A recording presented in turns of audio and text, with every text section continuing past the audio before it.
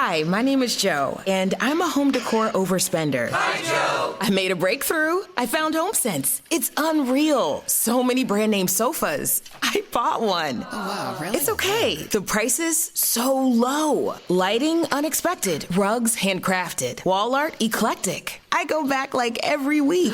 No, it's always different. New unique decor, same great savings. Every time you go. Field trip. HomeSense. Standout pieces, outstanding prices. By the way, Rob, one little thing I should note. I should bring something up here before we get started into the main stuff here. And I just put this up on Twitter just before we started. But this morning, the YouTube channel crossed 250,000 subscribers. We crossed 250,000 subscribers today. Wow. Congratulations. It's all because of me, you know. Mostly. I think that goes without saying. Yeah. But what's really interesting about that is the fact that we don't ask people to subscribe to the channel, which is awesome when you do. So thank you, everybody. But we never bring it up. Subscribe and like. I should probably mention that every show. But also, about 75,000 of that growth came during the pandemic through a lot of months where there were no movies and anything like that. And I'll be honest with you guys. And Rob, you and I had conversations when we were right in the heart of the pandemic. I'm like, yeah, I don't know how the channel survives, but you guys kept everything going. So thank you so much for that. And thank you to all of you. And also there was a time, was it last summer of 2020, where you took like 3 weeks off? Yeah, I took 3 or 4 weeks. I shut the channel down for 3 or 4 weeks because there was nothing to talk about. No. And then we brought it back, and thanks to you guys, we're still here. So a big thank you to all of you guys for supporting the channel and getting us to that mark. So thank you so much for that.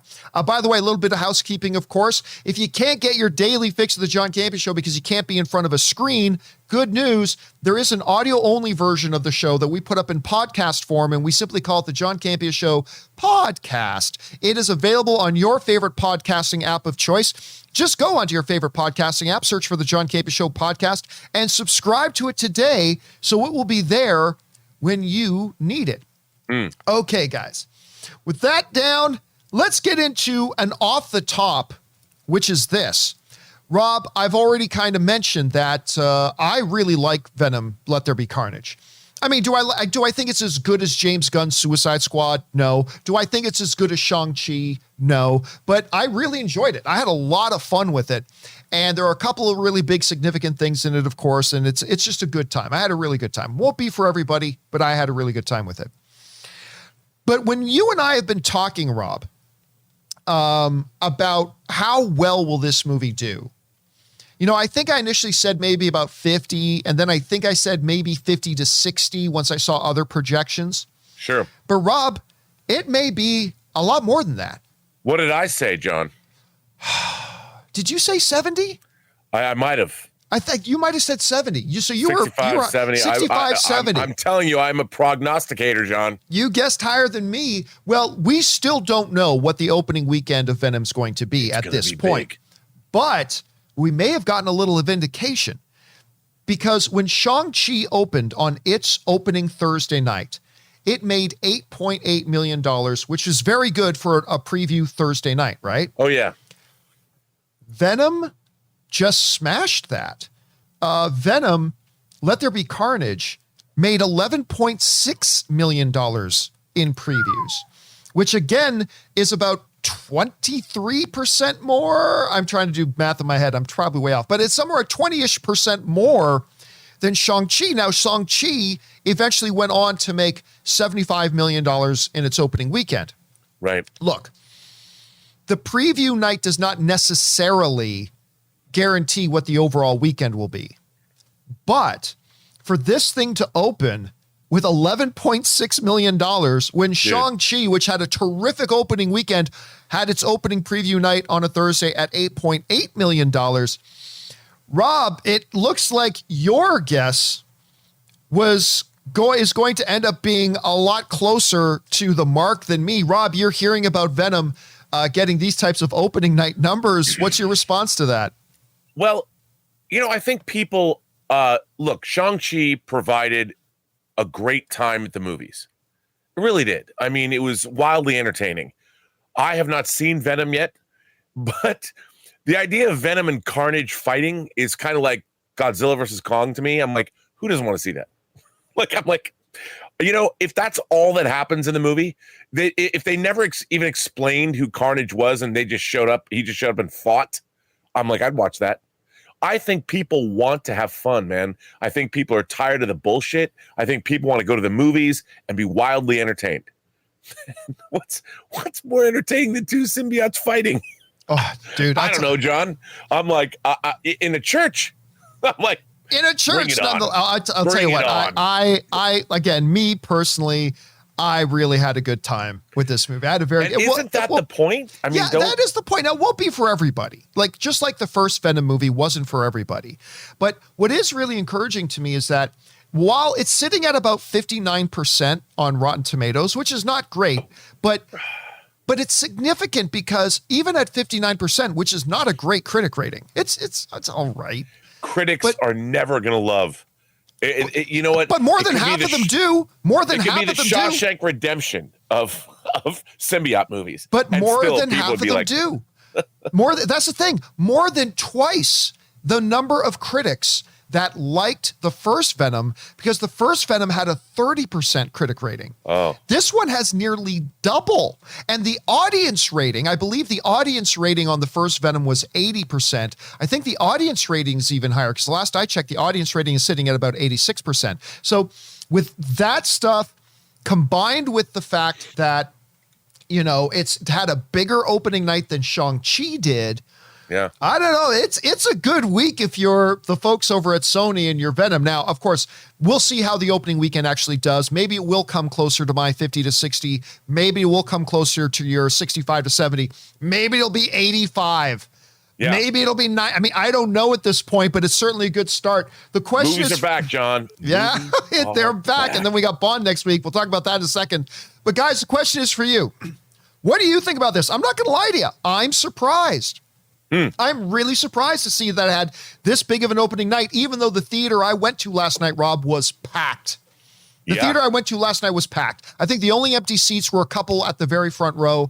That was it. So maybe I shouldn't be so surprised. What do you guys think about this? Jump on down to the comment section below and let us know your thoughts.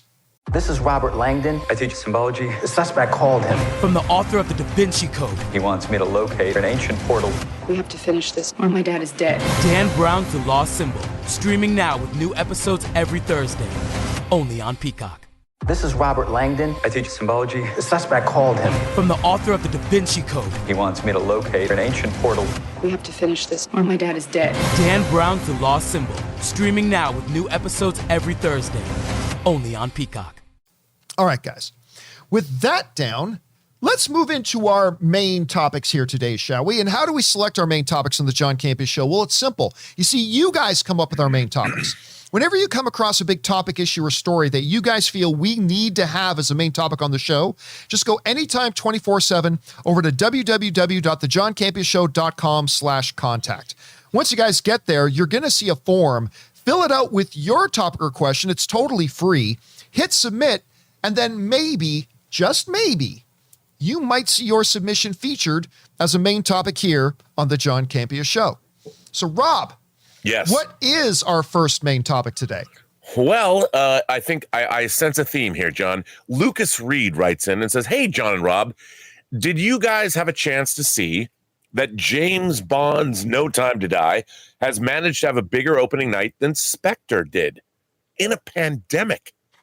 Does this affect your overall box office expectations for the movie? And can it be a bigger success than we thought?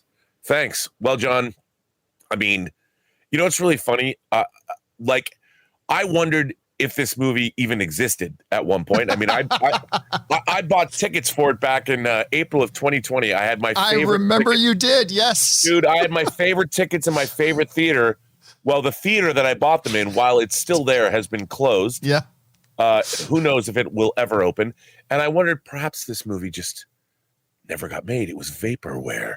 But now it had its premiere over the last couple weeks, especially the last week. That if you go on YouTube, my God, how many clips are there of Daniel Craig talking to whatever interviewer wants to talk to him? We should have asked him to be on our show. Probably would have said, sure, I'll be here. But it's everywhere. There's people are digging the movie. They had a huge premiere in England. It's arrived, John. It's Daniel Craig's last Bond film, but my God, it's the longest Bond film ever made. I am deliriously excited about seeing it, which I see on Wednesday in IMAX. I think it's going to be huge. And this is the most expensive film that was held over because of the pandemic. So there's a lot at stake. People have talked about it has to make $900 million to break even. I don't know if it's going to do that. But according to Cinema Blend, No Time to Die had its first day in UK cinemas. And it looks like 007 will be serving up, I love this, a lot of martinis on the house tonight. The 25th James Bond film will make a reported $6.2 million to $6.8 million in its first day alone between midnight Wednesday and Thursday showings in the United Kingdom per Deadline. This places No Time to Die above 2015 Spectre by 13% and below 2012 Skyfall, which, by the way, was the only James Bond film to join the $1 billion club, which came out on Friday by just 26%. I think this is great news. And the movie's the longest Bond film ever, so there's less showings per day. And John, I think this movie's going to be huge. What do you think? Again, I thought Bond would do well, considering the context of the pandemic, the global situation. Yeah. There's still countries without their movie theaters open, as a matter of fact, and all that kind of stuff. I thought there might be a little bit of lag because of the fact that it was supposed to come out several times before. We've had to wait over a year for it. Would that build anticipation, or would that make people go, oh, that movie never came out yet? You know, that sort of thing. So much like the Venom box office results, Rob, I got to tell you, I'm surprised. Like the biggest number here to me is the fact that it made more money on its debut night in the UK, because it's not open here yet, but on its debut night in the UK than the last Bond film that wasn't under a pandemic situation did. And that last Bond film, Spectre, was coming off of a very popular and successful Bond film. And yet this thing did pretty well. So, I mean, where I was worried that the long delay would kill some enthusiasm for it, I think what's becoming apparent is that it just built up anticipation. Now, the question will then become, how will this movie do here? How will this movie perform on our shores? How will this movie be at the box office in North America? That is another question altogether. Yeah. You know, will that translate over? But I'm telling you what, Rob, if you put your finger on the pulse and you start looking at the amount of online conversation, you start listening to seeing the comments that are coming in, you start hearing and looking at the number of questions that are coming regarding Bond and all that kind of stuff. I am now starting to believe that. Now, I don't think I had a solid number for what I thought Bond would open at, but whatever it was, I'm starting to think it might be a little bit bigger than what I thought, because you pointed out, Rob, not only did it do well in the opening nights in the UK, but it's getting solid critic reviews. Again, not as good as Skyfall or Casino Royale, but it's getting solid reviews. The fans seem to really like it and enjoy it. And that's kind of the key thing here. So good on James Bond, good on Daniel Craig for his swan song as Bond. Question is for you guys, what do you think about this? Do you think this might just be an anomaly, or do you think this could be a sign of things to come when it does open here in North America as well? Are you looking forward to James Bond, No Time to Die? Whatever your guys' thoughts are, jump down into the comments section below and leave them there. Okay, guys. With that down, let's move on to main topic number 2, shall we?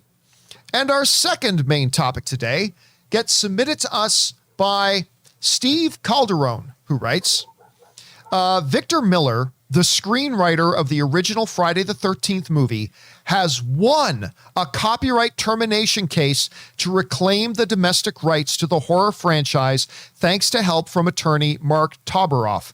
Now, this is the same attorney who is helping the estates of Stan Lee and Steve Ditko fight Marvel to also reclaim ownership of several characters that include Spider-Man, the Incredible Hulk, and Thor, and Iron Man, by the way. What are your thoughts about this news? All right, thanks a lot for sending that in. All right, guys, listen very carefully. This is a story about Friday the 13th, but it is a story about so much more. Oh, yeah. This could be, if the dinosaurs, Rob, had a cable news network, this would be the story they reported early, said, by the way, mysterious light seen in the sky. 3 days later, dinosaurs are wiped out, right? I'm not saying that's what this story is, but it could be, and here's why. You guys know that for the last little while, we've been talking about a couple of these, what's called copyright termination cases. It's going on in regards to the original screenwriters of Predator and Disney, because they're trying to get the rights to it back, and as well as the estates of Stan Lee, Ditko, and one or two others that are trying to get the rights back to certain characters that they created, even though the copyright is now owned by Disney. And we've been talking about that for a little while. There has been a similar case going on between the original screenwriter of the first Friday the 13th, and I believe it was Paramount, might be one of the others, but the producers of it as well, claiming that he has a right now to go to them and take back the copyright because a certain amount of time has passed and he should be allowed to take it back. This is the same legal principle that's at play in the whole MCU situation. It's the same principle that's at play. But for the first time, the person trying to get the copyright back has scored a major victory. All right, this comes to us from the folks at the Hollywood Reporter who write this. Victor Miller, represented by Mark Toberoff, once scared moviegoers with Friday the 13th. 4 decades after penning that influential horror flick, which prompted numerous sequels, he has scored an impromptu legal victory that may frighten Hollywood producers. On Thursday, the Second U.S. Circuit Court of Appeals affirmed a win for him in a copyright termination battle. As a result, he's set to reclaim the domestic rights to the franchise, and there's still reason for settlement given that the producer retains foreign rights as well as intellectual property derived from Friday the 13th sequels, including maybe the monstrous Jason. Because remember, Rob, Jason wasn't the predominant character of the first Friday the 13th movie, contrary to most people's belief. Spoiler alert. Spoiler Come on alert. now. Character that showed up later in the franchise. All right. This is a little bit complex and a little bit complicated, but the basics of it is this.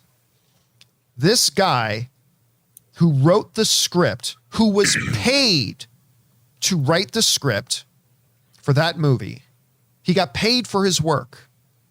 He's just won a court case where the court said, yep, you get to have the copyright back, at least in part. It's still very confusing because the producers have international rights to it, but he gets domestic rights to it. So, I mean, there's a lot of confusion here still. But Rob, the key thing here is the important thing, the flash in the sky, is that one of these copyright termination cases just actually won. And now the situation with the Marvel case is a little bit different because I believe the Friday the 13th script was written once this termination of copyright law was created. The Stan Lee and Ditko situation, those works were done before that law existed. Yeah. So it does create a little bit of a question mark about how. So just because this guy won, it doesn't automatically mean that the Stan Lee and Ditko estates are going to win either, because there are some differences. But the basic principle is there. The court has sided with the creator that he gets to get his copyright back. Rob, is it exaggeration to say that this could be absolutely cataclysmic for somebody like Marvel? This company that has control over these incredibly iconic characters that makes up their empire. If they were to suddenly lose the rights to those characters, I mean, obviously they'd probably still stand because they'd back up big trucks of money to the estates and have to pay tons and tons and tons and tons. But I mean, this could be very bad. Rob, number one, let's get to Friday the 13th in a second. We'll talk about the specifics of Friday the 13th in a moment. But how significant is this ruling as far as future IP as we go forward, particularly as it pertains to stuff like Marvel and their ongoing cases right now? Okay, we're at home with Jen, who is taking out the trash. That's right. And goodness, look at that designer sweater and jeans combo. Oh, she is nailing that cozy casual look. Oh, she's opening the can, and the trash is in. She is working that driveway. Well, with Marshall's amazing prices on designer fall fashions, no one can blame her for feeling this fabulous. Whoa! Oh, just look at that lipstick. Better get to Marshall's. Oh, I'm leaving right now. Fabulous brands. Feel good prices at Marshall's. Fall is the most birthday-packed season of the year, so chances are you have a few celebrations coming up. Make sure your friends and family feel special with a gorgeous bouquet of roses from 1-800-Flowers.com. 1-800-Flowers makes it easy to send the perfect gift. 24 multicolored roses for just $39.99. To get 24 multicolored roses for just $39.99, visit 1-800-Flowers.com/tune-in. That's 1-800-Flowers.com/tune-in. I think it's very significant. And, when it really comes down to it, John, American companies, specifically Disney, have been subverting copyright law for years. And there's a reason why copyright law was created in the first place. And I think that, this idea, the fact that IPs exist the way they exist now, this was not something anyone could have foreseen 100 years ago. But like you just said, all that you need to do is pay people what they're worth, or pay the families of creators for the legacy of what they created. And it's as simple as that. Like, no one in this country, I think America's biggest problem is, and I understand, big business does not want to be fair to the rest of the world. We're greedy capitalists, and I get it. But the fact is, if you create something, and the writer of Friday the 13th, that movie came out in 1980. So you're talking 41 years ago that the movie actually came out. And there's been how many? I have the Friday the 13th Blu-ray box set, and it has generated a whole lot of money for a whole lot of people. Right. And I think what's happened here is correct. I think it's just. It's what's supposed to happen. And like anyone else, Marvel is trying to, let's be clear. Disney is trying to do what they did with Mickey Mouse. We need to, this is our brand. We need to protect it, and we'll do anything. We'll pay however much we have to pay to make sure that our brand is clear.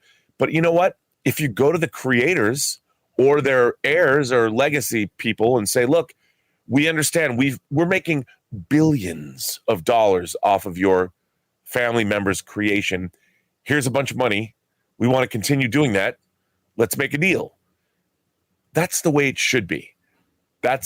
And I think that with this case, I think a lot of people are going to be, maybe we should take a look at this, because my God, why shouldn't people get paid? In the case of Friday the 13th, it is the original writer who wrote that script. He deserves to have his copyright. He wrote it in the first place. I see, and I'm a little torn on it. I like your passion, but I'm still honestly a little bit torn on it, because yes, he wrote the screenplay and he got compensated. He got paid. I always go back to this. Like, I had a discussion with a friend of ours once where it's like, well, somebody created a work, but they got paid for it. And, my friend said, yes, but if that movie goes on to make hundreds of millions of dollars, that guy should get more. And I said, well, I could buy into that only if the movie got made and lost money, that guy gives the money back. Because you shouldn't be able to have it both ways. Like, if you get paid for your work and that work ends up losing the producer's money, you don't have to give your money back. You got paid for your work. I did my work. If you go ahead and lose money on the project, that's your problem. I did the work I was contracted for. But at the same time, if the producers go off and do their jobs really well and make hundreds of millions of dollars, does that entitle the person to more money later, depending on, like you said, it's not about what you deserve. It's about what you negotiate. What you negotiate. Yeah. So, I'm a little bit torn on this. And by the way, there's a lot in this article. I want to point out this article. It's in the Hollywood Reporter. I'm going to encourage all you guys, if you're really interested in more information on this, search the Hollywood Reporter for Friday the 13th screenwriter story, and you should be able to find it there, because a lot of this decision has to do with making a distinction between a contractor for hire versus an employee. When is it different? I mean, there's a lot of fine details that we don't have time to go into here. But if you're actually really interested in this topic, I highly recommend this Hollywood Reporter article. It gives a lot of good information on that. But you know, John, I think as a matter of policy, if you work on something and you create it, you write it, even if it's work for hire, if it becomes like the Friday the 13th franchise, 13 movies, whatever, and it's here for 40 years, no one knows if they're creating something, if it's going to be successful. No one. There's no magic 8 ball you can look at. Well, it is decidedly so. No one knows.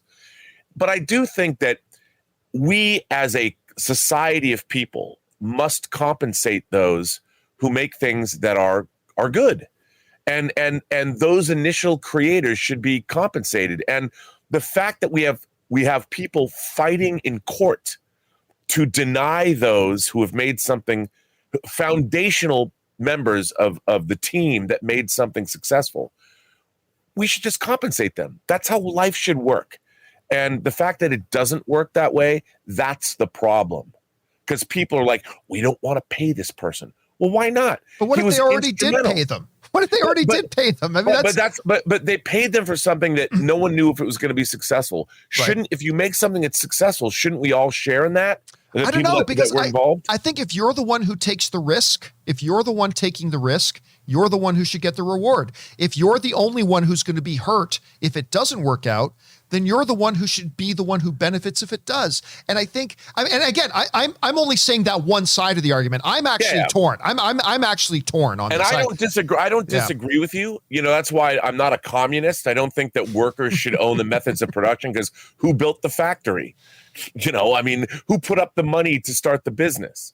Who took that risk? I totally agree with you. But if it is successful, a rising tide raises all ships. Isn't it better? Like, these guys are in court. How much has this? Sure, I agree. But remember, that's not what's at stake here, because this guy isn't taking them to court to get more money. He's taking them to court to get back something they paid him for. They paid him for that script. And so they've been under the belief for decades that they own it. And now he wants to take it back. And I think it's fascinating. I think it's totally fascinating. They've made 12 movies. Was he paid for those 12 movies? I mean, the fact is that the situation changed when the movie became successful. Just like Scarlett Johansson. It's like, this pandemic came around, so we're not going to pay you. And she's like, look, that wasn't our deal. Our deal was that you paid me and I had an expectation of this movie being theatrically released. If you change the conditions, that's on you. And if the movie becomes successful, I didn't sign on for a franchise that became hugely popular. Now that it is, you got to give me a taste. Right. And that's on them. I think that's, you got to. But I feel like it's got to go both ways. I think if you're going to do that, it has to go both ways, where if it's really successful, make tons of money, I get more. Then if it's totally a failure and you lose money, I should give some of my money back. Like, I think I'm just trying to think of the principle of fairness, I don't disagree with you there. But I wouldn't want that. If I was to work, I'd be like, hell no, pay me what I do. I don't know. It's really interesting. It's going to be really interesting too, because I think you raise a lot of valid points, right? I think you raise a lot of valid points and a lot of stuff that's got to be considered. It's going to be interesting to see how this Disney one works out, man, with the Marvel characters. It's going to be really, really interesting. But again, guys, I encourage you, go check out that article on the Hollywood Reporter. It gives a lot of good information. Whatever it is you guys are thinking about this, jump down into the comments section below and let us know your thoughts. You might have noticed a change in your neighborhood lately. Yep, Sprint stores are now T-Mobile stores. Now that Sprint is T-Mobile, you get more coverage, value, and benefits than ever before. We've invested billions to bring our 5G from big cities to small towns across America. And great coverage is just the start. From high-speed mobile hotspot data to weekly deals and giveaways, our customers get tons of great benefits. Head to your new T-Mobile store to learn more. Qualifying service and capable device required. Coverage not available in some areas. Some uses may require certain plan or features. See T-Mobile.com. You will solve the great mystery. Streaming only on Peacock. This is Robert Langdon. The suspect called him. I teach symbology. He wants me to locate an ancient portal buried within the Capitol. From the author of the Da Vinci Code and Angels and Demons. It's your dad. The people who took him want me to find a piece of a very old puzzle. And executive producers Ron Howard and Brian Grazer. We have to finish this, or my dad is dead. Dan Brown's The Lost Symbol.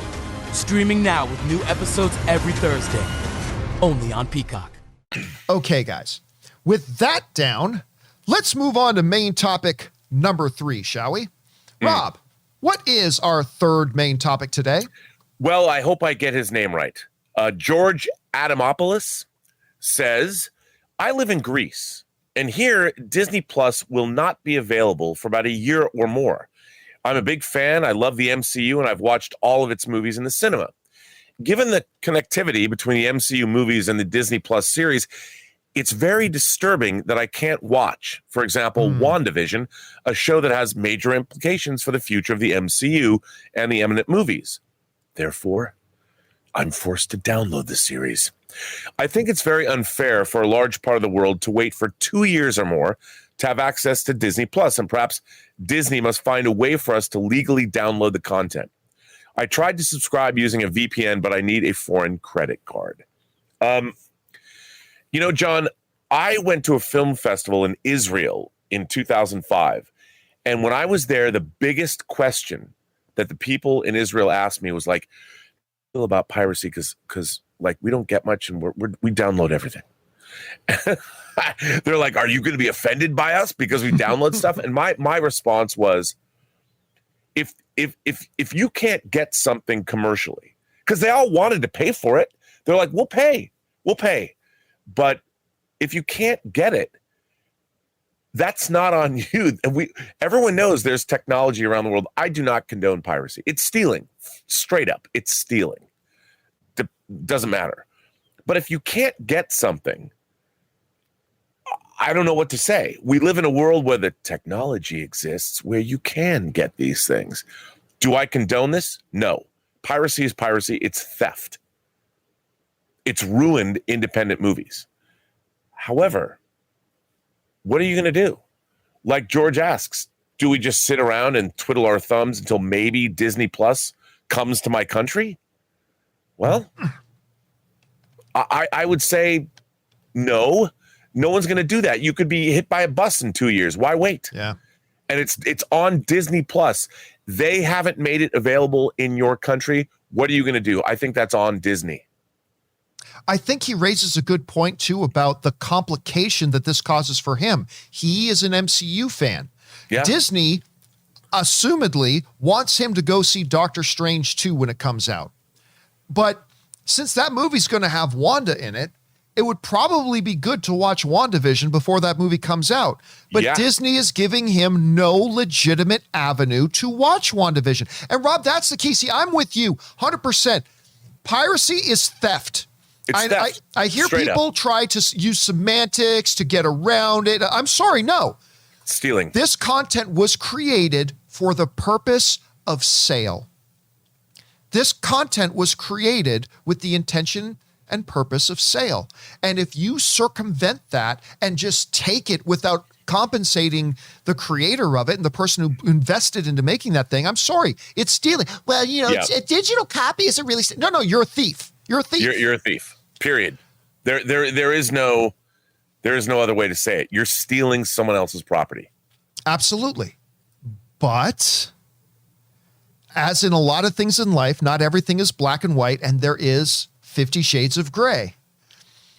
What if you are somebody like, I think it was George, was that his name George? Let me just double check what his name was. Yeah, it's George. His name is George, yeah. If you're somebody like George, where it's like, look, I want to pay for this content. You have other movies coming out in my area that I kind of feel like I need to watch this other content before I watch this. Everybody else in the world has it. Here's my money. Like, what's that meme that's always out there? Shut up and take my money. Yeah. I want to pay for it, but they are giving me no. Now, I should say this. Disney is not failing to be in certain international markets because they don't want to be there. Disney wants to have Disney Plus in every country on the planet. It's complicated though. There's a lot of loopholes. There's a lot of hoops they need to jump through. There's a lot of licensing and territorial agreements that got to get done. And they want to be there. They do. But Rob, you and I have talked about this before. One thing, love or hate Star Trek Discovery and the network formerly known formerly known as CBS All Access. When CBS All Access was bringing out Star Trek Discovery, and they knew, we don't have CBS All Access in every country in the world. So you know what they did? They licensed out Star Trek Discovery to other networks that were in those countries that they weren't at. So if fans wanted to be able to access it, they had a legitimate way of accessing the content. I will still never understand, because Rob, I remember we had this discussion when Mandalorian was first coming out. I will never understand why, when Disney was launching this huge show that everybody in the world wanted to watch, but Disney Plus understandably wasn't able to be everywhere yet, why they didn't just say, okay, you know what we're going to do? We're going to make our show at least available on VOD. Like, at least you can go to some digital online store and pay $3 per episode to download it or whatever. At least then you're providing a legitimate avenue for people who are there willing to be customers. This whole notion of, well, we don't have Disney Plus there yet. Well, then you just can't watch our stuff. That seems very 1989 kind of thinking. I mean, I really think this is something Disney now.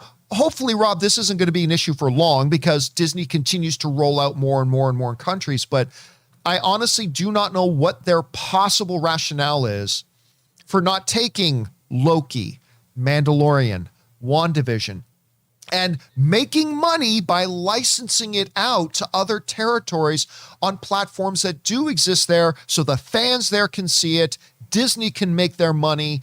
And then when they are able to roll out Disney Plus, it's all the better. So I don't know, Rob, do you see, like, does that work? Is there a drawback to what I'm suggesting that I'm just not recognizing right now? I don't think so. I mean, I think what you're suggesting is, like, if you live in a country where you can't get something, make it available, and look, I get it. I get it that the Disney Plus MCU shows are designed for one thing, to gain subscribers. They want the world to subscribe to Disney Plus. I get it, understand it. I like Disney Plus. I enjoy it very much. But if you're in a country where you can't get it, why doesn't Disney give you that opportunity to download, pay for the shows per episode? I think people would do that. And if they're not going to do it, then what are you going to do? Get a VPN? I mean, I have friends in Europe that subscribe to HBO Max because they can't get it in their country. But they pay for it. They've got a credit card, they'll get a credit card from whatever country they want it to be based in, so they can actually. But that's a trick, right? There's an extra hoop, because not only do you have to get the VPN, now you have to actually get a credit card that is based in that country as well. Yeah, because however it works. I mean, it's not easy. I have friends who do that. And they have parties where it's like, the new Wonder Woman movies, come over to my house. They don't know whether it's good or not. Doesn't matter. They can show it to their friends, and they're doing that. And you know what? I mean, I guess it's considered an acceptable loss on the part of HBO Max because most of the world doesn't have it. The Snyder Cut came out on 4K disc months and months and months before it came out here domestically. I bought it in Europe. I had it. I had my Steelbook for months before anyone here in the States did. And that was money they've lost. And if you're not going to make it available, it's your own fault. But I do think, John, they should make it available. I think people would actually pay. Maybe, I don't know how much they pay per episode, but 99 cents, $2, $3. I mean, yeah. Imagine if everyone in Greece who wanted to see WandaVision paid for every episode. That could be a lot of money. It would make them a lot of money. And again, listen, I make no mistake about it. Rob and I, piracy is just, you're a thief. You're a thief if you pirate. Yeah. But if you're somebody, I'm not condoning anything, George. Just be clear, I'm not condoning anything. But if you're somebody who's in a situation like George, where you're in a country and you are a willing customer and you want to pay for the content, and that content creator is simply not making any legitimate, viable way for you to see it when a lot of other people around the world are, I'm not going to condone it. I'm just saying I think it's a gray area. I think it's a gray area. So I neither condemn nor condone anything, George, that you may or may not feel you need to do. That's all I'm going to say on that matter. Anyway, guys, the question is for you. What do you think about that? Like, hey, you're a customer. You want to pay for it, but they're not making it available to me when they're making it available to everybody else. It's a moral gray area. How do you feel about it? Jump down into the comments section below and let me know what you think.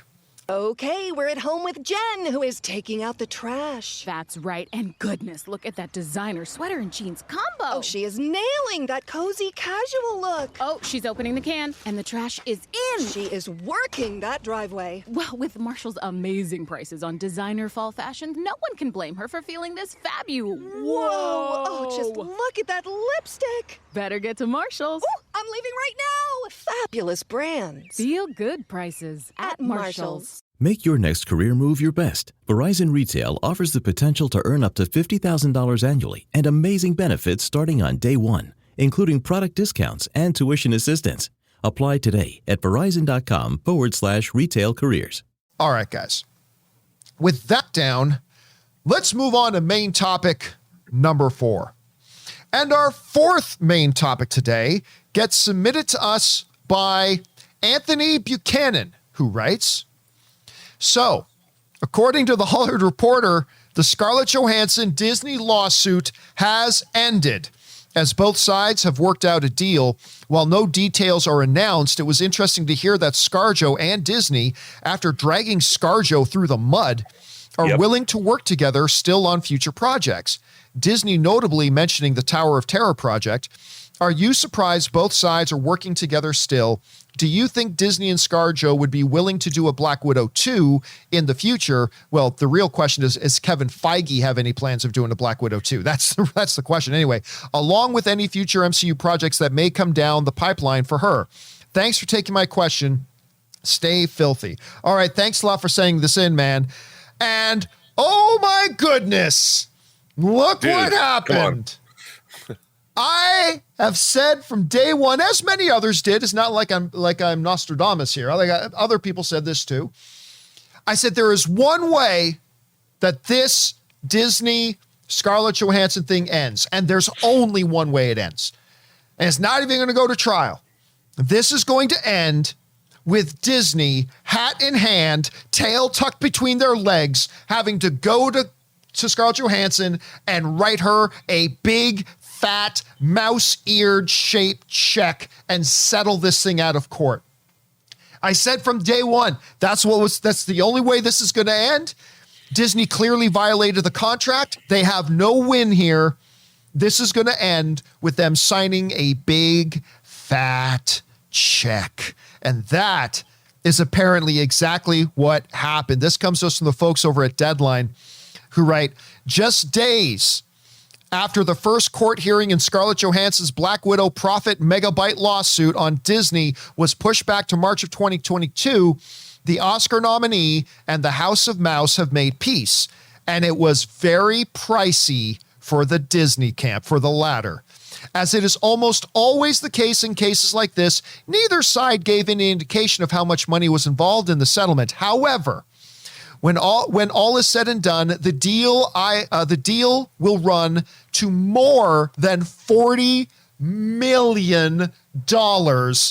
Sources tell me. This is, of course, coming us from Deadline. This is coming out to $40 million. And Rob, I'm going to tell you what else. I was told last week that the initial number, and I think you're going to see this coming out in reports here soon, the initial number before a lawsuit ever got filed that Scarlett Johansson's representation wanted to get from Disney was around the $20 million mark. They wanted really around $20 million. They started off talking to the Disney people, throwing out like a number like $100 million, but what they said, the reports coming out now is that what they were really looking for was $20 million. But instead of talking to her representation, instead of talking to her, they decided to publicly try to shame her. They try to publicly throw her under the bus, And that little strategy has backfired spectacularly, and it has cost them more than $20 million more than it would have cost them if they just played ball with her in the first place. Which means, Rob, they totally believe if this had gone to trial, it would have cost them even more. It would have cost them even more. Now, just to remind everybody about a fallout, like the procession of events here, let's jump over to the Campia classroom for a second, okay?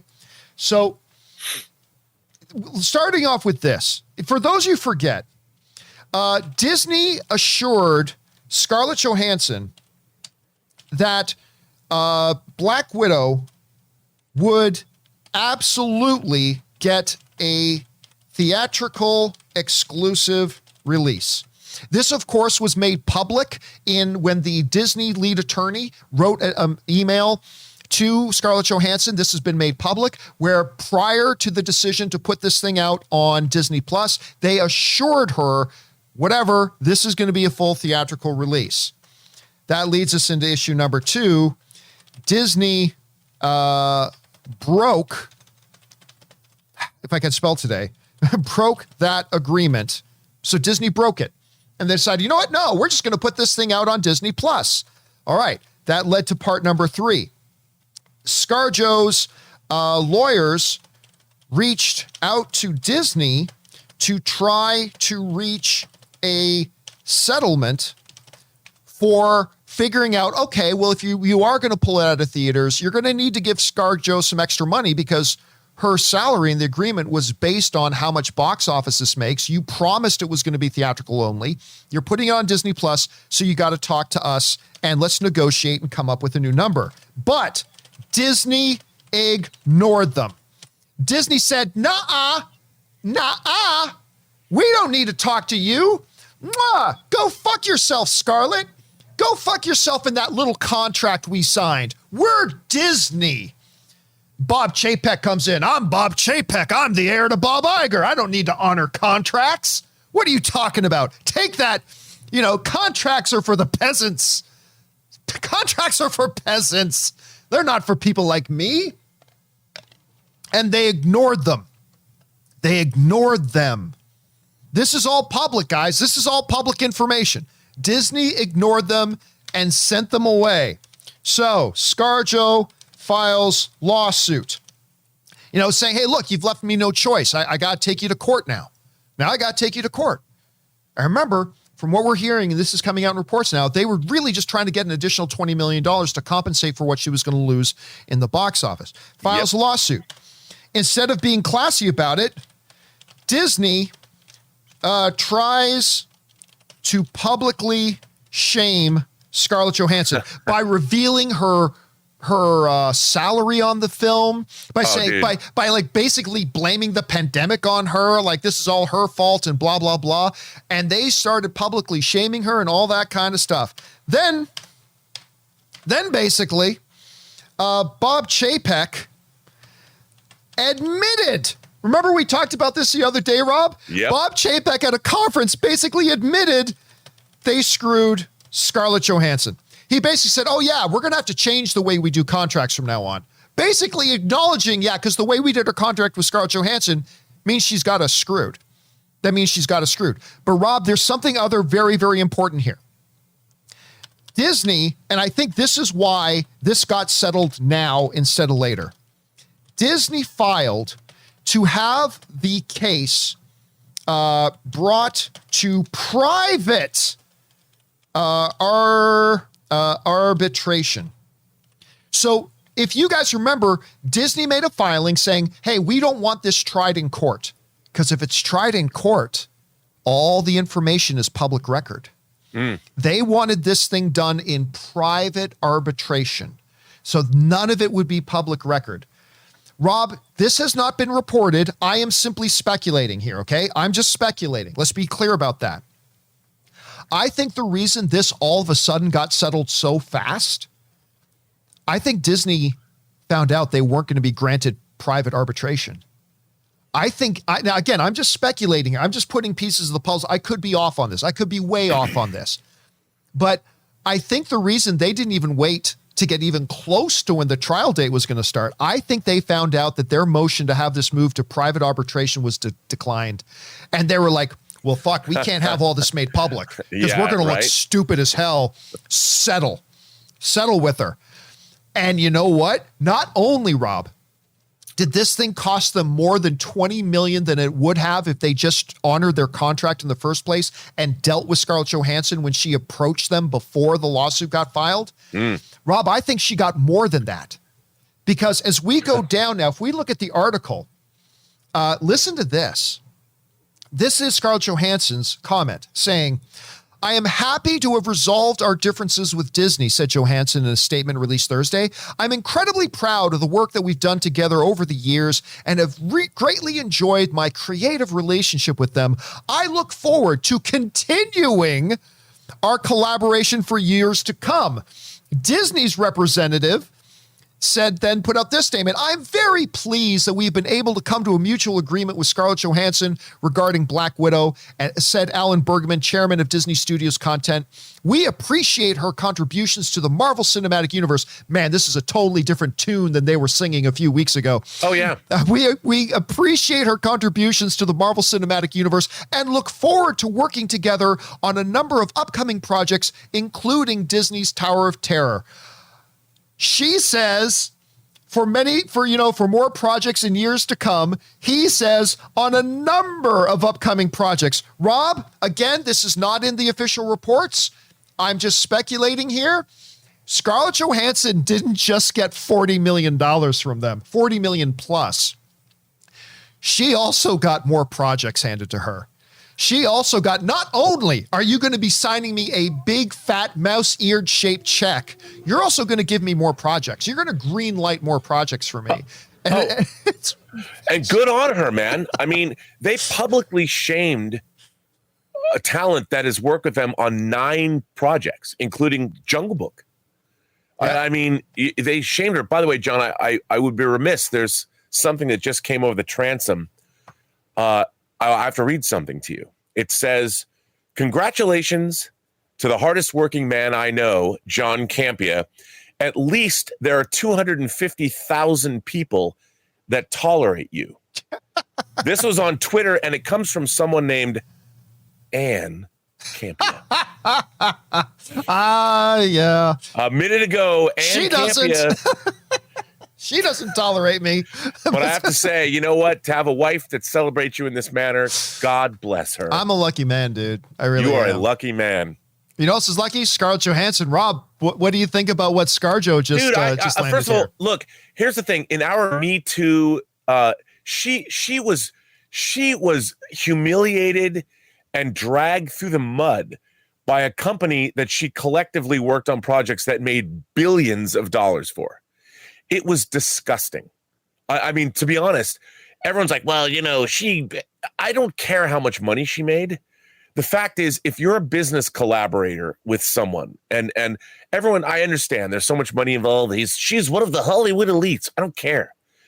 She signed a contract, whether it was a contract for $1, $10, $100, or millions and millions of dollars.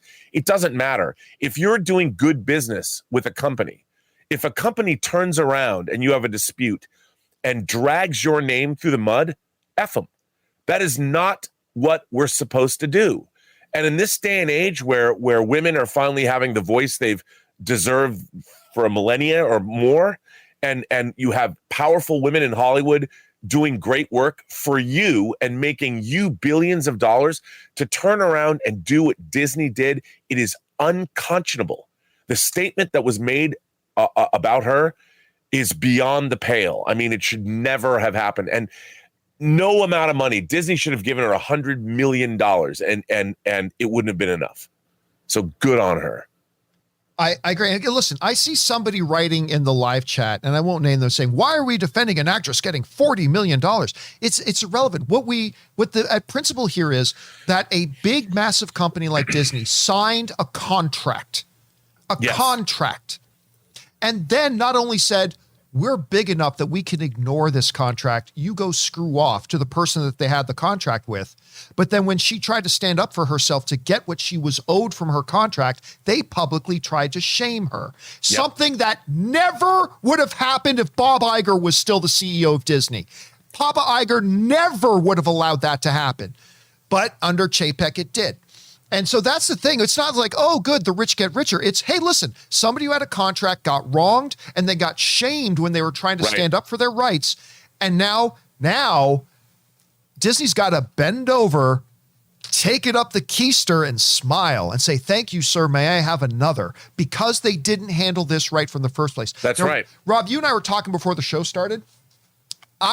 Because honestly, what I want to believe here, I want to believe that what we have here is a situation of Bob Chapek realizing, you know what, we handled this wrong. And look what a mess it's become. Let's reevaluate our approach. You know what? Get me ScarJo's representation on the phone. We're going to settle this. We're going to do right by her. We're going to settle this and we're going to move forward. That's what I hope happened. Because you guys know I don't have a lot of faith in Bob Chapek as the CEO of Disney. I want to. I'm looking for a silver lining here. And I'm really disgusted by the way he's handled this job so far. But I want to believe this is Bob Chapek going, you know what? Yeah, I made some mistakes starting off this job. This was one of those mistakes, and I'm learning a lesson from it, and let's get this thing fixed. Rob, that's what I want to believe. The pessimistic, jaded side of me, though, is wondering if this wasn't just Big Papa Iger, who is still the chairman of Disney, who has been trying to let Bob Chapek find his own way. A part of me has to wonder if this was it Bob Chapek learning from his mistakes and correcting it? Or was this Iger getting on the phone and saying, I've had enough of this shit. Stop this now. Get her on the phone and settle and give her anything she wants because we're the ones who screwed this up. So I like to believe it was Chapek fixing it. Maybe it was. Fingers crossed it was. But this might have been Iger just saying enough. Fix it. I don't know, Rob. What do you think brought about this thing getting resolved now? What you just suggested, that seems plausible to me. I mean, this was a horrible embarrassment. It was handled terribly by Disney all the way around. And you know what's interesting?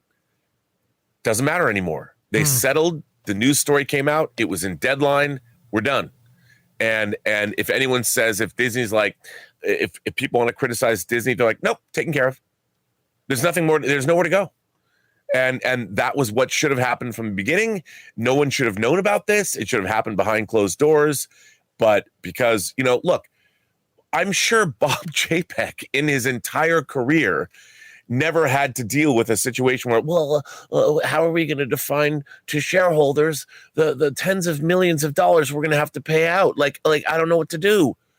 Well, buddy, that's when you need to come in and be like Uncle or Papa, Big Bob Papa Iger, Papa Iger, and just handle it. Put on your big boy pants, write the check. People will get it. Done. But no. And the thing is, they insulted her publicly. They tried to shame her. That's what's the worst part of it all. Yeah. And they tried to shame her for getting something she was asking that was part of her own contract that they signed in 2017. And that's if I was ScarJo, I'd be like, you know what? I might have settled with you, but no. You shamed me publicly. You dissed me. I worked on 9 movies for you, and you dissed me. Pay up, buddy. Pay up. Some of the live chat is asking, is ScarJo going to get a public apology? Dude, she just got 40 million of them. She just got 40 million of them. The Weekend Update host, Colin's like, yeah, I married well. That's right. Yeah, you did, buddy. Yes, you did. Well, listen, I think we can all acknowledge he married well prior to this lawsuit. I mean, his wife's no Ann Campia. I mean, yeah, well, nobody is. He married well. Nobody is. By the way, this could pave the way because, Rob, remember, this thing escalated when we found out that the Russo brothers had been in contact and had been in negotiations with Marvel to come back to direct another 1 or 2 movies. And the Russo brothers were saying, Now we don't know if we want to come back because we're seeing how they're treating Scarlett Johansson. Like, this was escalating. I wonder now that this has been settled, that Disney and ScarJo are coming out and holding hands and singing Kumbaya together, saying all is good, all is good. I wonder if this now fixes those potential problems with other talent, like the Russo brothers. Rob, do you expect we're going to see the Russo brothers back in the MCU now? You know what? If I were them, and after seeing the response Cherry got or whatever, I'd go back. Hey, hello, Avengers 5. We're here. Yeah, it's there. Why not? So, guys, it looks like the long national nightmare is over. The lawsuit that never should have happened in the first place. The lawsuit between Scarlett Johansson and Disney, it's now done. It's done. It's been resolved the way we said from day one it was going to be resolved, with Disney signing a big, fat, mouse-eared shaped check, more than they needed to. They could have saved a lot of money. They could have saved a lot of face if they had just honored their agreement. And here we are. Anyway, guys, question is for you. What do you think about the outcome of this? Jump down into the comment section below and let us know your thoughts. Any moment that lets you just sit back, relax, and enjoy even 1 second of the day to yourself and taste like pumpkins, that's a moment to look forward to. The McCafe Pumpkin Spice Latte is back. Get a $2 small hot or iced for a limited time. Or try one of our other freshly brewed espresso drinks. From iced caramel macchiatos to caramel frappes to hot mochas to every sweet treat in between. Only at McDonald's. Price and participation may vary. Fall is a season of gathering that brings us together with warmth and color. So whether it's a birthday, anniversary, or a special event, celebrate your friends and family with a gorgeous bouquet from 1-800-Flowers.com. 1-800-Flowers makes it easy to find your reason and brighten someone's day with exclusive offers and great values on bouquets and arrangements. To order today, visit 1-800-Flowers.com/tune-in. That's 1-800-Flowers.com/tune-in. Okay, guys, with that down, let's now move on and start taking your live comments and questions, shall we? Once again, if you want to send in a live comment or question to be read on the show or in an upcoming companion video, simply use the tip link that's down in the description of this video. Click on it there, or you can enter it in manually at www.streamelements.com/movieblogtv/tip. You'll be getting your comment or question read on the show, if it's, of course, appropriate for the show. And, of course, you'll be supporting our channel at the same time. All right, guys, let's get over to it here, shall we? First up, we're going to start with Raphael, who tips in like $20. Thank you, Raphael, for supporting us on that level, dude. Raphael writes, John, big fan of your show and the Bond films. Do the makers of No Time to Die have the license to kill Bond? I haven't seen the film. Reviews say it's emotional. I'm worried. Would they actually kill Bond? Would that be good or bad for the franchise? All right, thanks for writing that in, Raphael. Listen, Rob, like you're the bigger Bond historian than I am. So correct me if I'm wrong. But when each new actor takes over the role of Bond, it's a new Bond. Yeah. And if this is the last Daniel Craig Bond, then there's literally no negative repercussions if they kill him at the end. Because you just in 3 years, they can do the next Bond movie with the next actor who is a new iteration Bond. Mm-hmm. Because Rob, this Daniel Craig's Bond is not the same Bond that Roger Moore's Bond was, or that Timothy Dalton's Bond was, or George Lazenby's Bond was. He is his own Bond. And then they'll do a new Bond universe. It's almost like it's rebooted every time they start things up. So how would you address that? Well, the interesting thing about the Daniel Craig Bonds is we saw the genesis of James Bond in Casino Royale. He made his first 2 kills to get him his license to kill. And I would say that it would make sense to kill him in the end, because I've always said that James Bond was probably going to die in No Time to Die. But he doesn't have time to die, Rob. He doesn't have time to die. Well, it gives us his whole arc. I mean, I don't necessarily agree with it, because Daniel Craig never had a Bond movie where he just had a regular mission. It's all like, oh, everything's I feel bad about life, and let's look at my inner turmoil. But it makes sense to me that Daniel Craig's. I don't know if that's what happens at the end of the Bond movie, but maybe it does. But it makes sense to me that he would die because it's shown his whole life. So it's 5 films that give you a lifetime of Bond, and then they go back and they're like, it's another iteration of James Bond at a different point in his life. So works for me. Yeah, it works for me too. Let's see what they do with it. All right, next up, we've got, who do we got? We got KW Garrett 83 who writes, "Hey, John, some recent gems I can recommend. Netflix comedy series on movie cliches." Yeah, I started watching that. It's got Rob, what's his name? Lowe. Rob Lowe narrating it. I watched just a couple of minutes of it. I got to go back and watch that.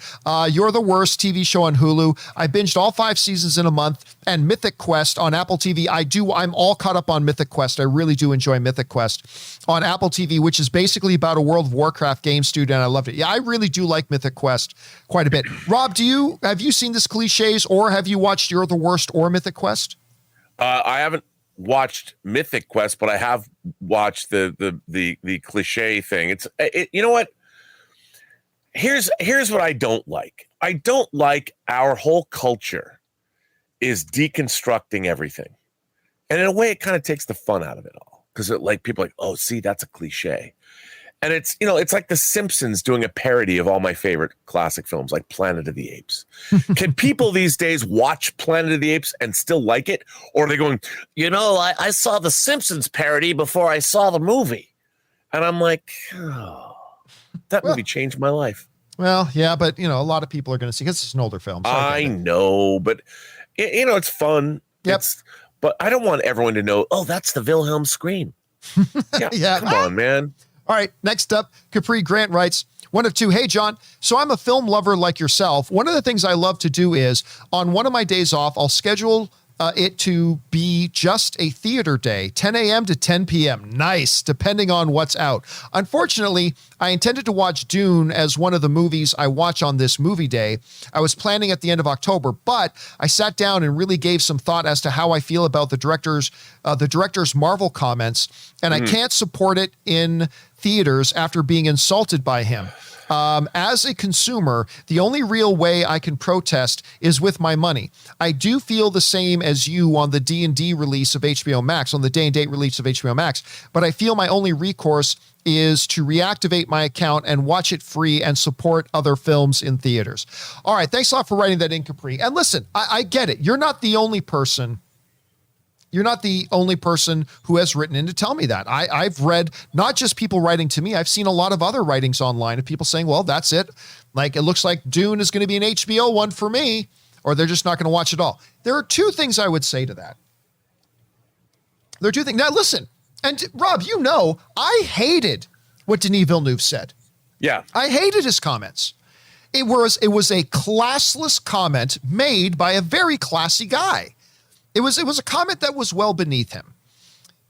So I'm not sugarcoating that I thought it was a stupid thing for him to say. It absolutely was a stupid thing for him to say. But I would also say this. Is that really the appropriate response? I mean, maybe. That's up for you to decide. But I'll just pose the question. Is that the appropriate response? Because really, is saying I'm just not going to watch that movie at all because one comment somebody made one time, it was classless. It was a classless comment. But did it actually hurt anybody? Did it actually, sort of thing? And remember, too, Denis Villeneuve isn't the only guy to work on this film. Yeah, of course. I was going to say thousands of people. Probably. Thousands of people have worked on it. So what are we going to do? Are we going to find out what's the girl from the Mission Impossible movie? She plays Rebecca Ferguson. Rebecca Ferguson. So Shwing. Rebecca Ferguson, who plays Paul's mother, I believe, in the movie. Lady Jessica. What if she says something? Like, what if she says, man, I think lollipops are stupid. And if you're somebody who is a lollipop aficionado and you love lollipops, because that one person who's involved with the movie said something that kind of wasn't really all that bad, but rubbed you the wrong way. Is that something to say, well, I'm not going to watch your movie now, or I'm not going to support your movie, even though I was going to support the movie? Again, Capri, every film fan has to make this decision for themselves. What's the line for them? I would challenge a little bit, though, and say, I don't think that's a balanced response. I don't think that's a balanced response.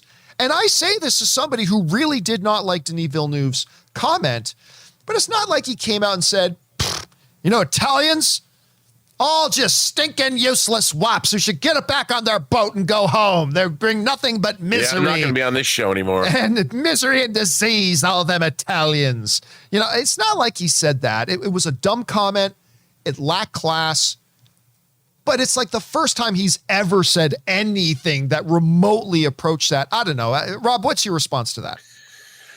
Well, I mean, look, to me, if you're going to deprive yourself of the artistry of lots and lots of people, that's a choice that you have to make for yourself. And I can understand that. But I also think that one man's comment about Marvel movies or whatever, people are jumping on the bandwagon. And while I hate that, I love the MCU. People call us Marvel shills because we love the MCU movies.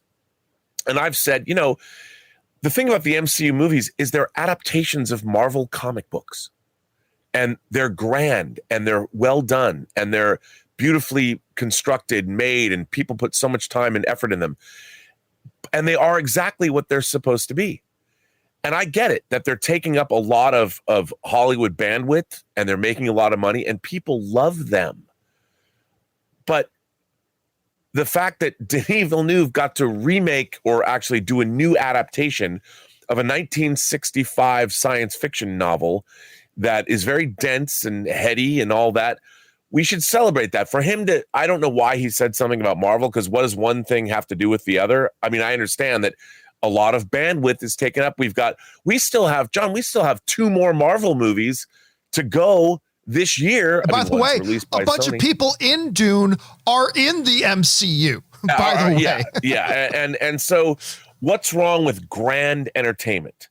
And I'm like, okay, so I get it that people are like, well, we're not going to get the next Sophie's Choice because there's so many Marvel movies.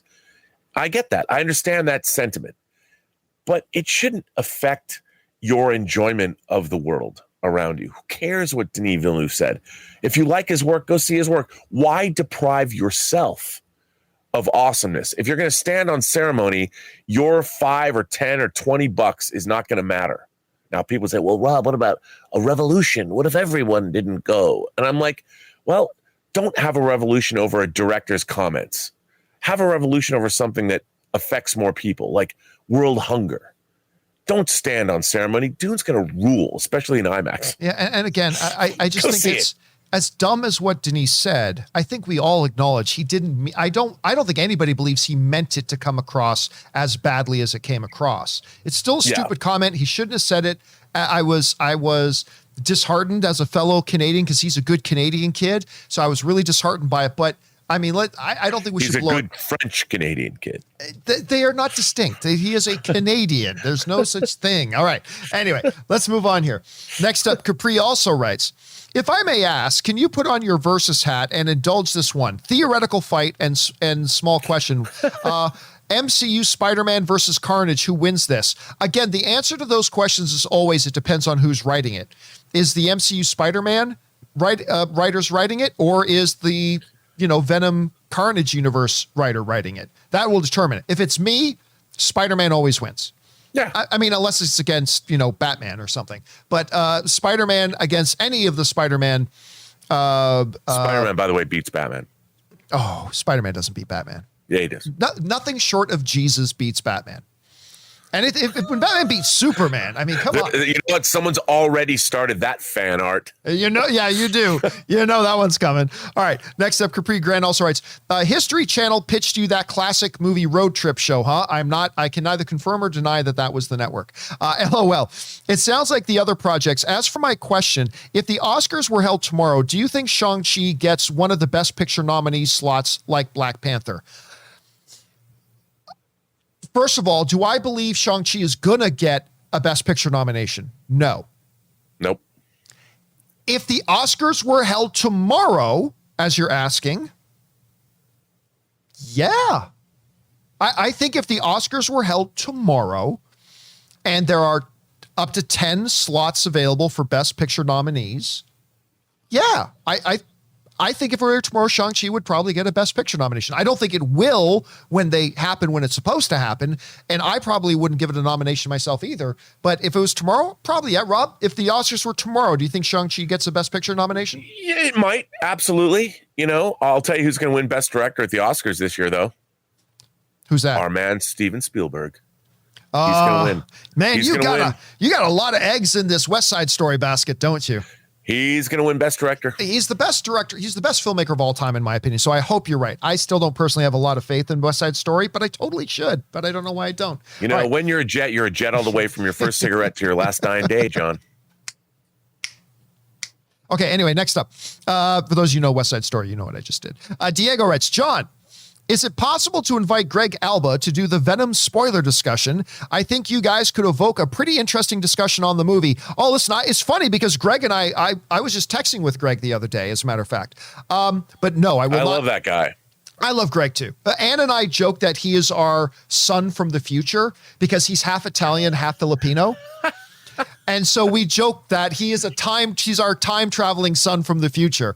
And he's come back to see us. Doctor Who of you, John. It is. So, but I will absolutely not have Greg on the spoiler discussion for the same reason that I don't even do them with Rob anymore, which is basically this.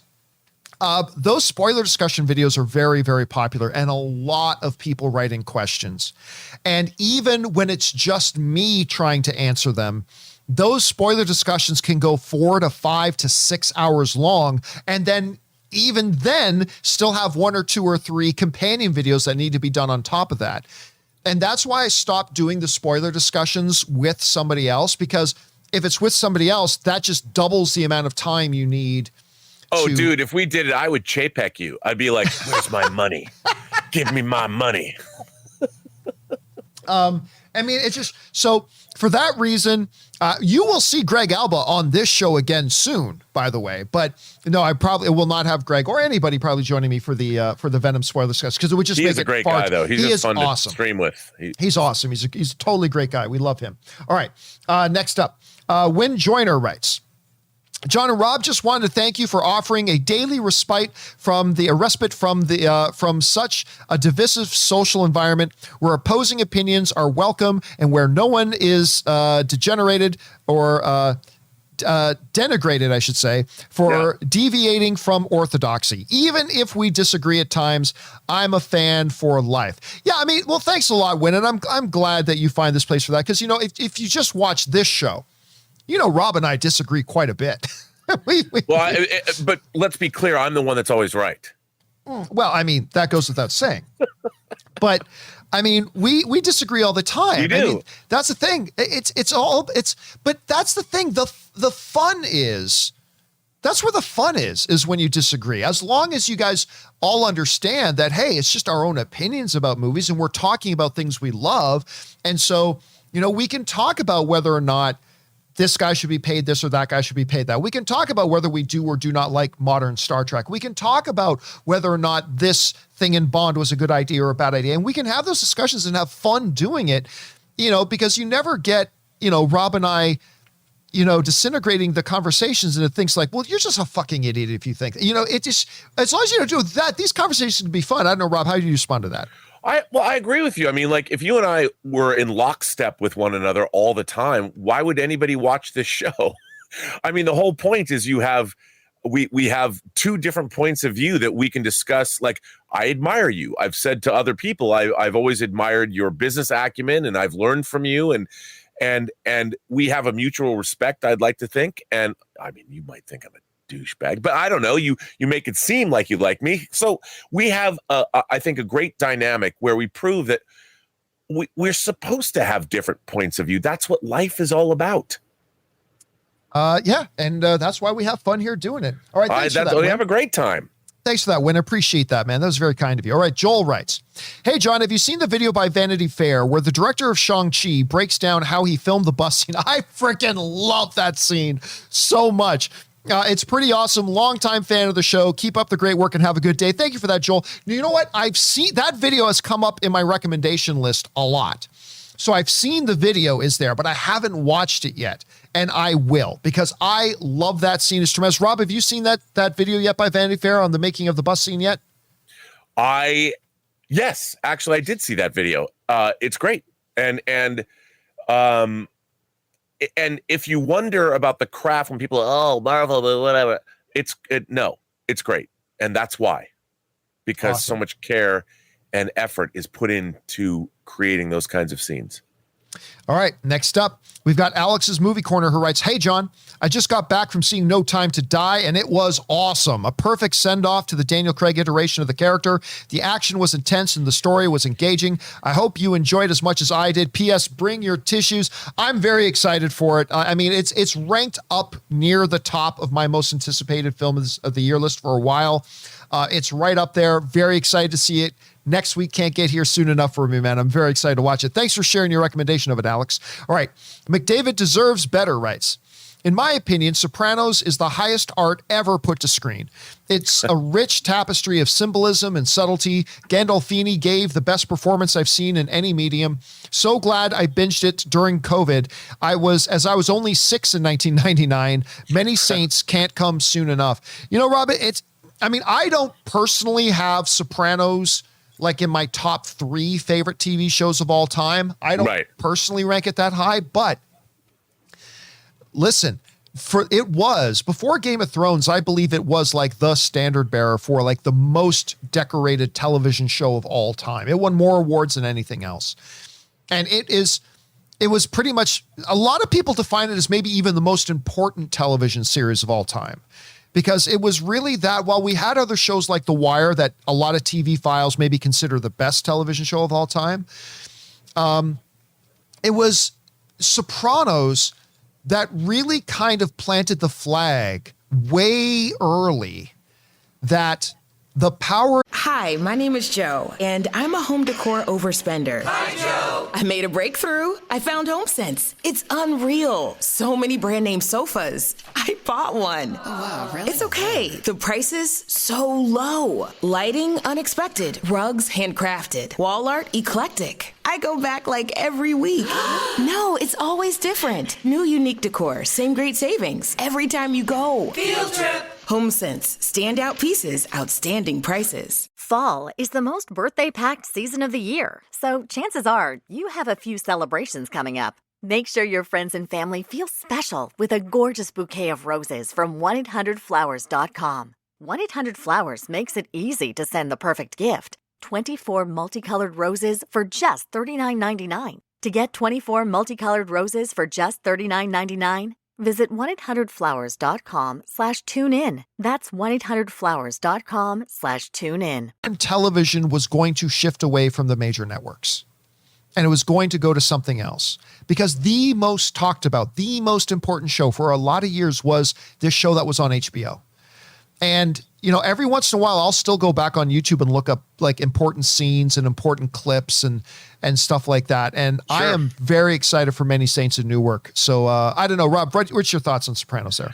Well, I did love The Sopranos. I think the first season of Sopranos with Livia, his mother, was peak Sopranos. The rest of it's good, but I think that again, they made that show. They didn't know whether it was going to go beyond one season. I think the first season of Sopranos is one of the greatest things I've ever seen.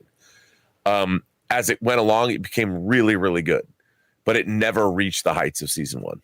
I kind of thought season 3 was the best one. Season 3 was my personal favorite.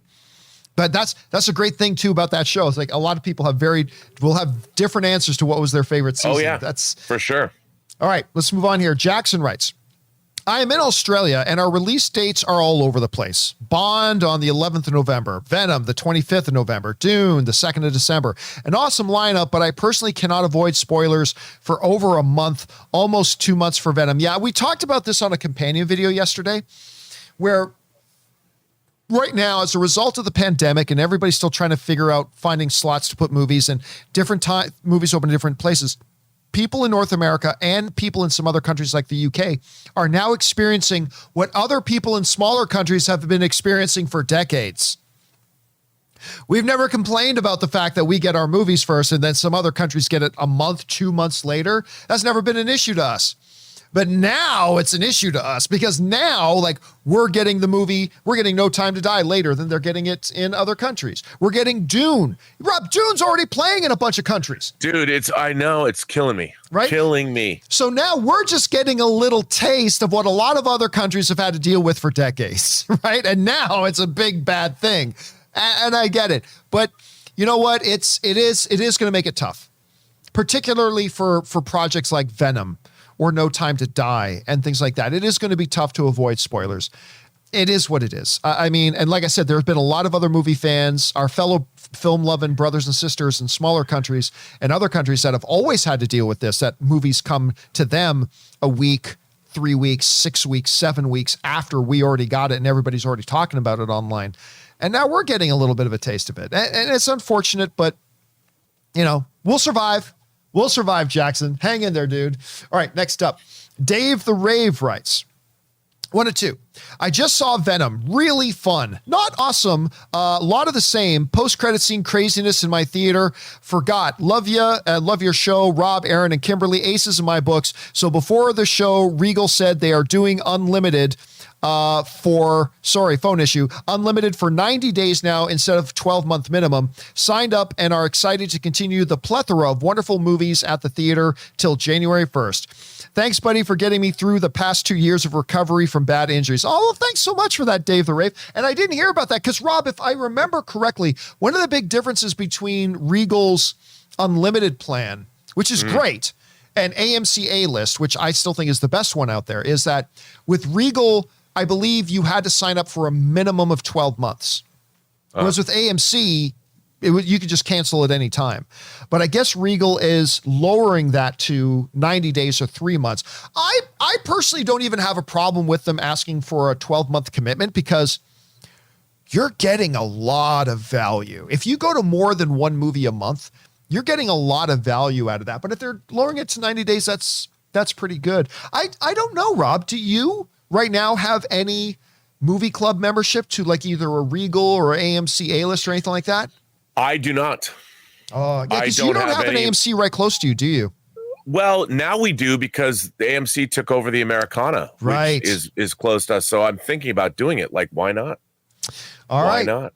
By the way, I just went to go see Venom. I went to go see Venom for the first time at a press screening at the AMC in the Grove. That, of course, the theater at the Grove in Beverly Hills used to be, what was it, Landmark? I think it was Landmark. Maybe it was something else. But there's a movie theater in the Grove at Beverly Hills, and that was Pacific Theater. Pacific Theaters, right?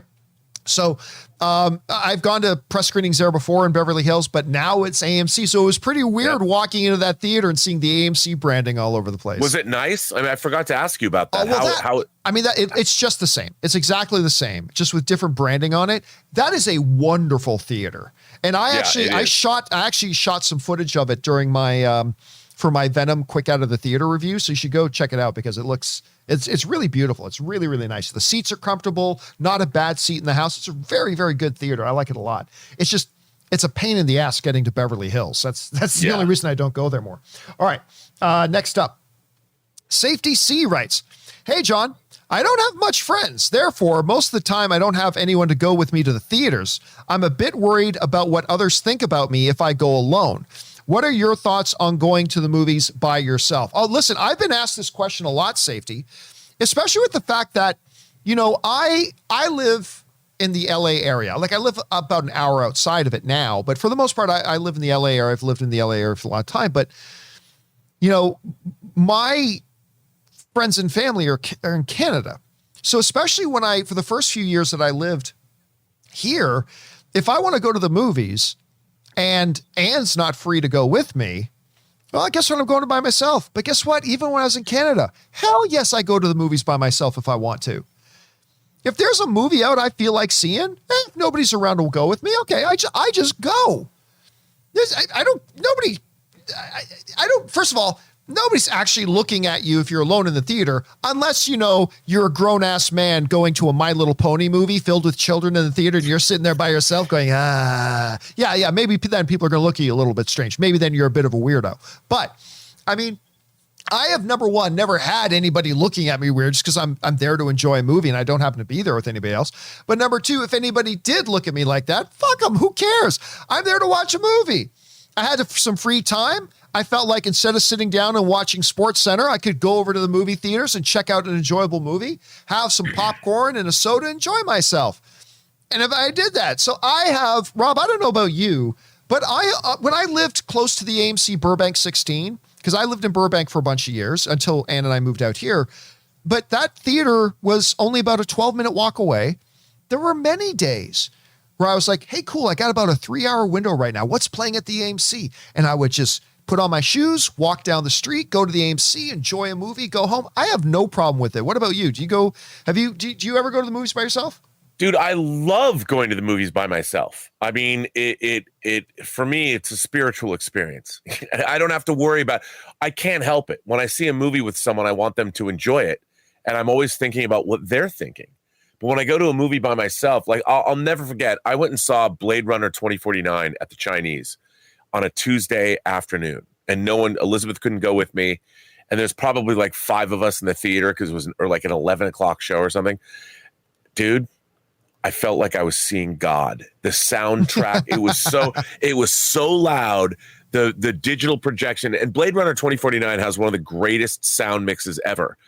And I felt like my whole body was reverberating with the bass. And I don't think I was probably weeping at one point just because it was such an amazing experience. And I liked the movie too, but I wouldn't have wanted anyone sitting next to me because I'm like, I'm in a state of rapture. I don't want anyone to know that I'm one step away from orgasming, sitting in a theater by myself with the sound mix and watching the gigantic laser projection screen. It's something only I could experience by myself. I love going to the movie theaters by myself. I love it. Love it. All right. Next up, we got Safety C also writes, hey, John, I just wanted to say I appreciate your video clips of the highlights of the main topics after the main show. Yeah, we like doing those. Thanks, man. I also appreciate the podcast version as well. They help me tune in when I don't have much time. We all busy people, and that helps. Thank you. Well, thank you so much, Safety C. I appreciate that. Yeah, of course, we do segment out our individual main topics and put them up on the channel as well as having the audio-only podcast there as well. So thank you for checking those out and supporting those, Safety C. I appreciate that. All right, next up, Crashing Coyote writes, Venom 2 is great because it knows what it is and it goes for it. It's fun and full of carnage. For most part, he's ripped right out of the comics. Great action and acting. Andy Serkis's directing was great. I was sure Steve Graham was playing you-know-who. I'm not going to go into that at all. By the way, I love seeing Steve Graham in there because you don't see a lot of him, but he was Tommy from Snatch, one of my favorite things. He's the one, protection from who? The Germans. No, that was him talking to Tommy. So I like seeing that. Again, I had a great time with it, man. Like I said, the movie is not for everybody. Rob, the way I described it is this. If you watch the first movie and the nature of Venom's personality and the dynamic between Venom and Eddie doesn't work for you, then this movie's not going to work for you because they kind of double down on that personality and on that dynamic. But if you're somebody like me that you found that delightful and entertaining and fun, I think you're really going to have a good time with this. So again, not for everybody, but for me, I had a blast. I'm really looking forward to you watching it so I can talk to you about it. I can't wait. All right, next up.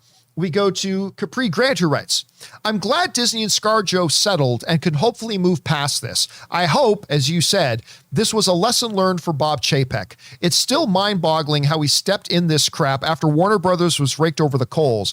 How big of a win does Disney need right now? Well, I mean, honestly, as big of a botch as this whole thing was with Scarlett Johansson, the fact of the matter is they did what they needed to do to correct it, and I think they have corrected it. Like, I think by, number one, settling with Scarlett Johansson sends the right message. It says, hey, we wronged Scarlett, we're going to make good. Number two, I think the sheer amount of money they gave Scarlett, plus it looks like more projects that she gets to have, kind of also sends a message that, hey, we handled this wrong. We're going to make it right. Yep. Now, whether or not that's how it actually went down, we'll see, but that's the message it sends. Like they gave her more than $40 million according to Deadline and according to statements from Scarlett Johansson and Disney. Now they have, all of a sudden, magically, they have a whole bunch of other projects planned together. Woo! I wonder how that happened. It's a lesson that all the lessons in life, John, can be learned from The Godfather. And the answer to this is it's not personal. It's business. It's business. And Scarlett Johansson showed she was willing to go to the mattresses. And Disney didn't want to sleep with the fishes. We could go on all day with The Godfather. Nicely done, sir. Nicely done. All day with that. All right. Thanks for that, Capri. All right. Mostly Me writes, hey, John, I just saw Venom, Let There Be Carnage. And honestly, having liked the first one, I really like this one. I can't wait for the spoiler talk. There's so much to discuss. Hey, there is a lot to talk about Mostly Me. And just a reminder to everybody, since you brought it up, Mostly Me, thank you for bringing it up, that our open spoiler discussion for Venom, Let There Be Carnage, normally those spoiler discussions are on Sundays. However, I am, after the show is done, I am leaving for Las Vegas to go to the World Series of Poker. I participate in the World Series of Poker every year. I'll do a video vlog. I'll do a vlog from out there. I'll put up some videos while I'm out there of it. So I won't be back in time to do one on Sunday. So our Venom, Let There Be Carnage open spoiler discussion will be on Monday evening. So keep your guys open for that Monday evening. So you guys have an extra day to make sure you get a chance to go see Venom first. All right, thanks for that, Mostly Me. Next up, Robert Charles Mitchell writes, I just saw Venom 2 and I was underwhelmed. To me, it didn't feel like Let There Be Carnage, more so Let There Be Insinuated Carnage. I think this film could have used at least 10 minutes more in an R rating. The post-credit scene redeemed the film a bit. I disagree about the R rating. This movie didn't need an R rating. It didn't need it. I think, listen, without getting any spoilers away, there's a lot of murder in this movie. There is just straight up a lot of murder. There are many That's the quote of the year. That should be on the poster. There's a lot of murder.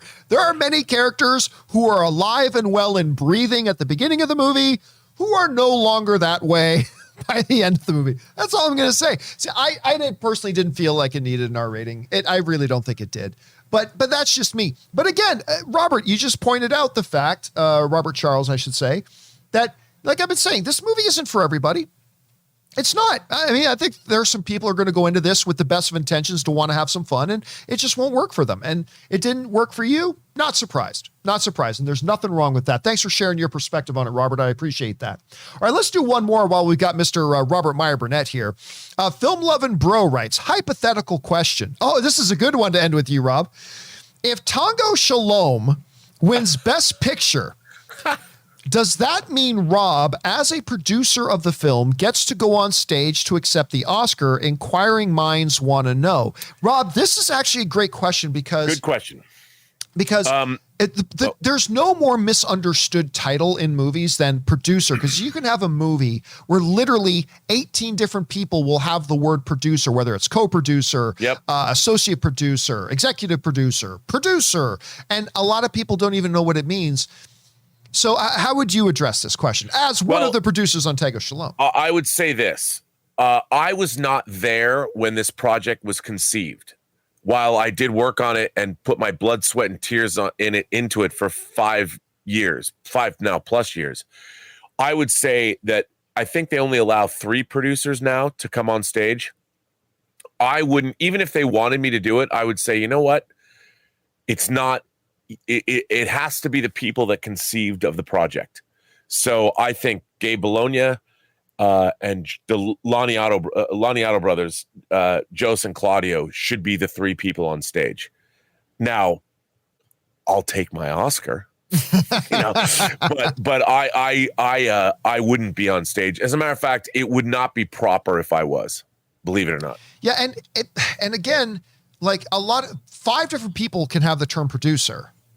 But maybe only 1 or 2 or 3 are really the producer. And by I would say that I definitely earned my producing credit because I busted my behind. And, you really did. You know, I wasn't just a producer, the editor. I was the post supervisor. I was the effects supervisor. And I did so much on this film while everyone else was sleeping. Right. You know, there were times there was almost a year where I was the only person working on the film with director Gabe Bologna. So but if there's only 3 of us on stage, I wouldn't be one of those 3. And because normally when it comes down to it, amongst all the producers, there's usually 1 or 2, maybe 3 people who these are really the people in charge of the movie. Yep. These are the ones who are responsible for bringing this project to fruition, to bring it to life, getting the others on board, connecting the director to it, all that kind of stuff. And then there's a lot of other people who do the work of a producer, but they may not be the producer. And I like the way you defined it, Rob. That made a lot of sense. And you have worked a lot of years on this, almost as long as I've known you. You've been working on this movie.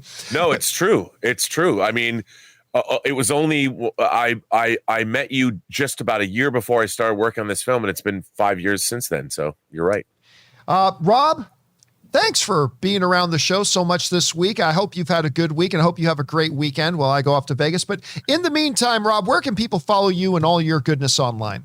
Oh, I'm going to come to Vegas and stand behind you watching you play, because if you make millions of dollars, I want some of that scratch.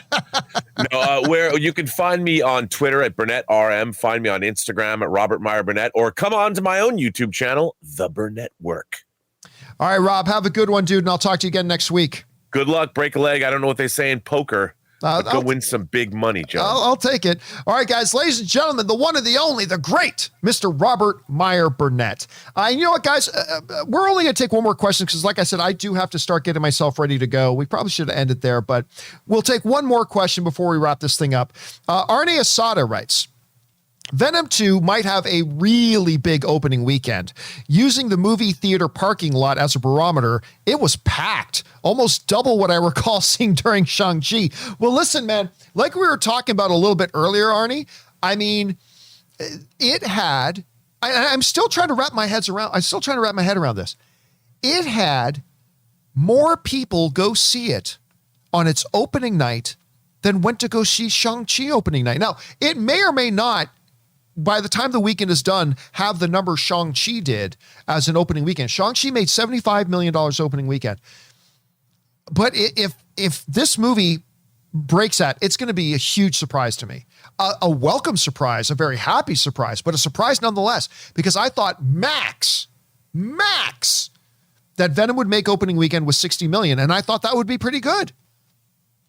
But if it's making more than Shang-Chi on its opening night, and I agree with you, Arnie, your parking lot was packed. My theater was packed last night. I went to see it a second time last night. Ann and I and some friends, Ryan and Hong and Tommy, we went to go see it. And the theater was really full, like really full. And so I don't know, it could do really well. All right, guys, listen, that'll do it for today's installment of the John Campea Show. Listen, there are still just a handful of questions to go from guys like Kane, Sean Austin, Dr. Nova, Luis R., and a couple of others. Do not worry, guys. We will pick right up. There's not going to be any companion videos this weekend. Again, I'm going to be in Vegas at the World Series of Poker, unfortunately, but we will pick up right where we left off on the next episode of the John Campea Show. So if you sent in a question, it didn't get answered yet, hang tight. It's coming up on the next installment of the show. So thank you, guys, for being here.